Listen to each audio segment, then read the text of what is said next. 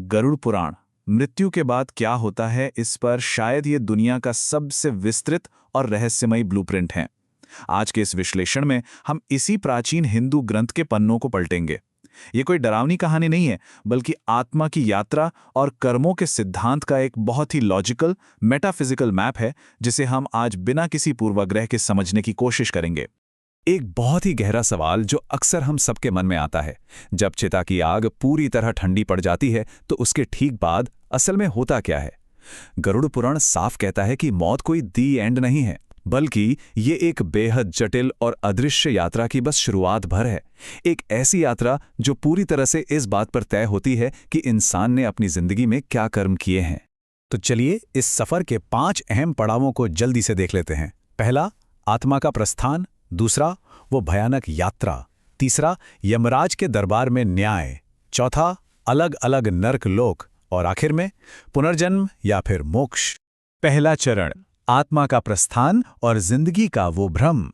मौत के ठीक बाद ना आत्मा बहुत गहरे कंफ्यूजन में होती है। मतलब शरीर का वो पिंजरा टूट चुका है, लेकिन आत्मा को इसका कोई अंदाजा ही नहीं होता। वो अपने रोते हुए परिवार वालों को देखती है, उनसे बात करना चाहती है, पर यह समझ नहीं पाती कि अब कोई उसकी आवाज क्यों नहीं सुन पा रहा। और यहीं से हमारे कर्मों का असली खेल शुरू होता है। धरती पर किए गए हमारे काम तुरंत हमारे आफ्टर लाइफ को आकार देने लगते हैं। जिन्होंने अच्छे कर्म किए हैं, उनके लिए ये यमदूत बिल्कुल शांत और मददगार संतों की तरह आते हैं। लेकिन बुरे कर्म करने वालों के लिए यही गाइड आग उगलते हुए जंजीरें लिए खूंखार राक्षसों का रूप ले लेते हैं। अब ये जो मौत के बाद के पहले 13 दिन होते हैं ना, ये बहुत क्रिटिकल हैं। शुरुआत के 24 घंटों में आत्मा को उसकी पूरी जिंदगी की एक साइलेंट फिल्म दिखाई जाती है। सारे कर्म, सारी नियत, सब कुछ।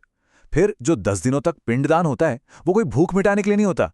उससे दरअसल एक यातना शरीर बनता है, एक ऐसा खास शरीर जो आगे की बेहद कठिन यात्रा को सह सके। और फाइनली 13वें दिन आत्मा पृथ्वी लोक को हमेशा के लिए छोड़ देती है। फिर शुरू होता है दूसरा चरण, भयानक यात्रा। 86,000 योजन का सफर। इसे अच्छे से समझने के लिए ग्रंथ में दिए गए पंडित भद्रकांत के उदाहरण को देखते हैं। ये एक ऐसा लालची और पाखंडी इंसान था जिसने अपनी पूरी जिंदगी नर्क का डर दिखाकर दुखी परिवारों को लूटा था। अब मौत के बाद भी इस इंसान का ओवर कॉन्फिडेंस देखिए। उसे लगा कि भाई मैं तो सबसे पूजनीय हूं, मुझे लेने तो देवताओं का खास विमान आएगा और अप्सराएं फूल बरसाएंगी। ये चीज साफ दिखाती है कि कैसे दिखावा और पाखंड इंसान को मौत के उस पार भी एक अंधे भ्रम में फंसाए रखता है। लेकिन भद्रकांत की असलियत उसकी उम्मीदों से एकदम उल्टी। ये सफर करीब 12 लाख किलोमीटर लंबा है। जरा सोचिए, 12 सूर्यों के बराबर झुलसाने वाली गर्मी, नीचे उबलते लोहे और कांटों वाली जमीन, जहां पीने को एक बूंद पानी नहीं, कोई छांव नहीं, और ऊपर से यमदूत बस बिना रुके जंजीरों से घसीटते हुए ले जाते हैं। और इस खौफनाक सफर का जो ग्रैंड फिनाले है, वो है वैतरणी नदी। ये कोई पानी की नदी नहीं है, बल्कि खौलते हुए खून, मवाद और आदमखोर मगरमच्छों से भरी है। ये नदी उन लोगों के गुस्से का प्रतीक है जिनका जीवन भर शोषण किया गया। भद्रकांत को इसी में फेंक दिया गया और उन मगरमच्छों ने उसे नोच डाला, जो असल में उन्हीं बेबस गरीबों के प्रतीक थे जिन्हें उसने लूटा था। इस पार करने के बाद आता है तीसरा चरण, यमराज के दरबार में न्याय। यहां यमराज को किसी गुस्से वाले दानव की तरह नहीं दिखाया गया है। वो एक एकदम शांत, निष्पक्ष जज हैं जो इंसान के सांसारिक मुखौटों के आर पार सीधे उसकी आत्मा का सच देख लेते हैं। यहां एक बहुत ही दिलचस्प कॉन्सेप्ट सामने आता है, चित्रगुप्त की अग्रसंधानी। ये कोई नॉर्मल बही खाता नहीं है। इसमें सिर्फ वो नहीं लिखा जो आपने किया, बल्कि वो भी दर्ज है जो आपने सिर्फ सोचा। आपकी अनकही इच्छाएं, आपके छुपे हुए इरादे। मतलब ऊपर का इंसाफ दिखावे पर नहीं, बल्कि आपकी एकदम सच्ची नीयत पर होता है। और ये कॉस्मिक न्याय बिल्कुल टेलर मेड होता है। भद्रकांत का ही केस ले लीजिए। उसे क्या सजा मिली? उसके गले में पिघला हुआ सोना डाला गया। क्यों? क्योंकि उसने अपने पवित्र ज्ञान का इस्तेमाल सिर्फ अपने पैसों की भूख मिटाने के लिए किया था। ज्ञान को भ्रष्ट करना वहां सबसे भारी अपराध माना गया है। न्याय के बाद है चौथा चरण, दंड के लोक। देखिए, गरुड़ पुराण के हिसाब से नर्क आग का कोई एक बहुत बड़ा गड्ढा नहीं है जहां सबको एक साथ डाल दिया जाए, बल्कि ये 28 से भी ज्यादा अलग अलग प्यूरिफिकेशन सेंटर हैं।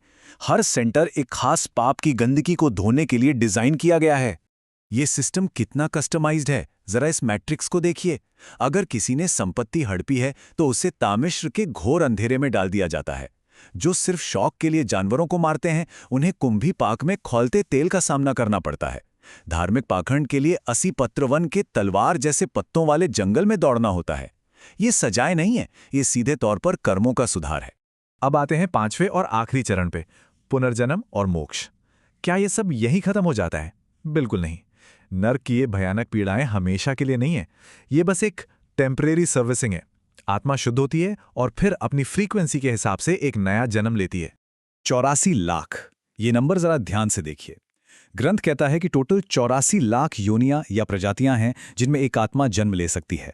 यह आंकड़ा हमें झकझोरकर यह एहसास दिलाता है कि एक इंसान का जन्म मिलना लिटरली कितनी बड़ी बात है। ये एक बहुत बहुत रेयर प्रिविलेज है। और यहीं से बात आती है प्रारब्ध यानी हमारी नियति की। कई बार हम सोचते हैं ना कि कुछ लोग इतनी परेशानी में क्यों पैदा होते हैं। प्रारब्ध दरअसल हमारे ही पिछले कर्मों का वो बचा हुआ फल है जिसे हम टाल नहीं सकते। जिंदगी की ये मुश्किलें कोई ऊपर वाले का दिया हुआ दंड नहीं है।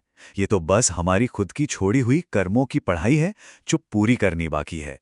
तो क्या इस अंतहीन जन्म मरण के लूप से निकलने का कोई रास्ता है? बिल्कुल है, मोक्ष। और इसके 3 एकदम साफ रास्ते बताए गए हैं। पहला, ज्ञान मार्ग, जहां आप अपने अहंकार को पूरी तरह छोड़ देते हैं। दूसरा, भक्ति मार्ग, यानी निस्वार्थ और सच्चा ईश्वरीय प्रेम। और तीसरा, कर्म मार्ग, बिना किसी रिवॉर्ड की उम्मीद किए बस अपना काम करते जाना। जब यह हो जाता है तो आत्मा उस परम सत्य में हमेशा के लिए विलीन हो जाती है। तो गरुड़ पुराण के इस पूरे सफर को समझने के बाद एक बहुत ही गहरा सवाल उठता है। हर दिन हम जो भी फैसले लेते हैं, उनके पीछे की वो कौन सी अनकही छुपी हुई नीयत है जो हमारे उस कॉस्मिक बही खाते को लगातार भर रही है। हमारे कर्म और उनसे भी ज्यादा हमारे इरादे कितना बड़ा दार्शनिक महत्व रखते हैं। सच में ये गहराई से सोचने वाली बात है।